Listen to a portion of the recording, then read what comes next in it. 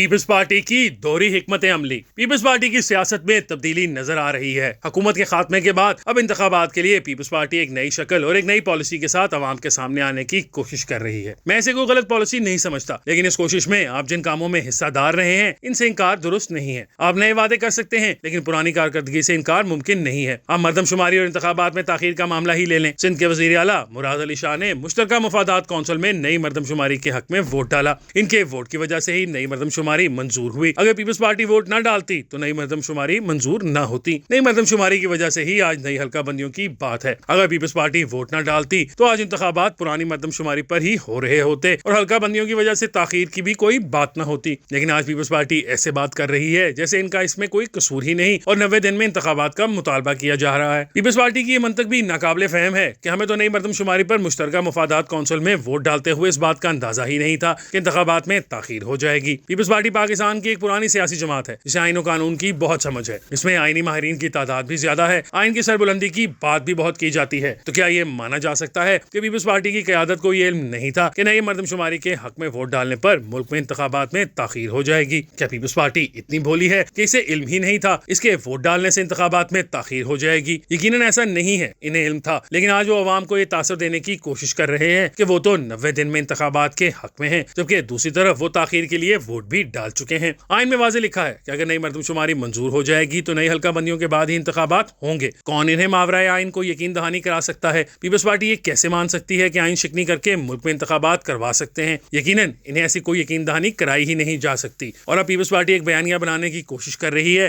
کہ وہ تو بر وقت انتخابات کے حق میں ہے، وہ تاخیر کی ذمہ دار نہیں ہے۔ یہ کوئی اچھی حکمت عملی نہیں ہے، اس کی کسی بھی طرح تعریف نہیں کی جا سکتی۔ بہتر تو یہی تھا کہ اگر پیپلز پارٹی کو 90 دن میں انتخابات چاہیے تھے تو اس میں ہمت ہونی چاہیے تھی کہ وہ مشترکہ مفادات کونسل میں ووٹ نہ ڈالتی۔ اگر پیپلز پارٹی نے ووٹ نہ ڈالا ہوتا تو آج ان کا 90 دن میں انتخابات کرانے کا مطالبہ بھی جائز تھا، لیکن ووٹ ڈالنے کے بعد مطالبہ کھلا تضاد ہے جس کو درست قرار نہیں دیا جا سکتا۔ ایک سوال یہ ہے کہ پیپلز پارٹی ایسا کیوں کر رہی ہے؟ ایک رائے یہ ہے کہ اگلے انتخابات میں وزارت عظمیٰ کی گیم پیپلز پارٹی کے ہاتھ سے نکل گئی ہے، ان کی ساری گیم الٹ گئی ہے۔ وہ پنجاب میں جن کامیابیوں کی امید لگائے بیٹھے تھے ان کو وہ حاصل نہیں ہوئی ہیں۔ ان کو گلا ہے کہ مقتدر حلقوں نے ان کی وہ مدد نہیں کی جس کی انہیں امید تھی۔ پیپلز پارٹی کی خواہش تھی کہ تحریک انصاف کے جو الیکٹیبلز پارٹی چھوڑنے کا اعلان کریں تو پیپلز پارٹی میں شمولیت کریں، لیکن انصاف نے ایک نئی پارٹی استحکام پاکستان پارٹی بنا لی۔ پیپلز پارٹی استحکام پارٹی بننے کا غصہ 90 دن میں انتخابات کا مطالبہ کر کے نکال رہی ہے۔ کیا پیپلز پارٹی 90 دن کا مطالبہ کر کے ملک کی اسٹیبلشمنٹ سے اپنی ناراضگی کا اظہار کر رہی ہے؟ کیا پیپلز پارٹی کا خیال ہے کہ جیسے جیسے وہ 90 دن میں انتخابات پر زور دیں گے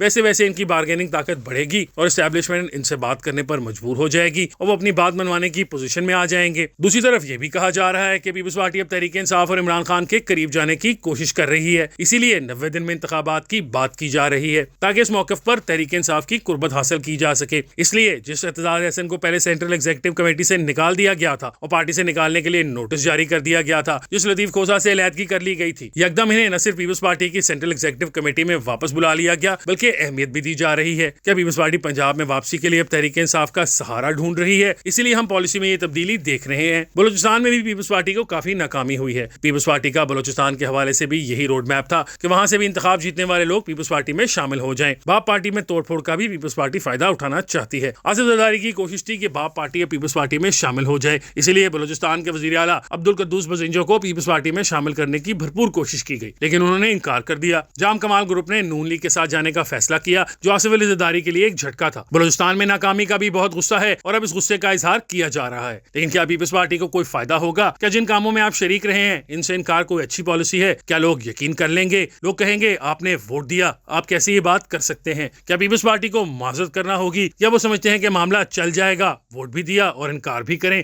یہی پاکستان کی سیاست ہے۔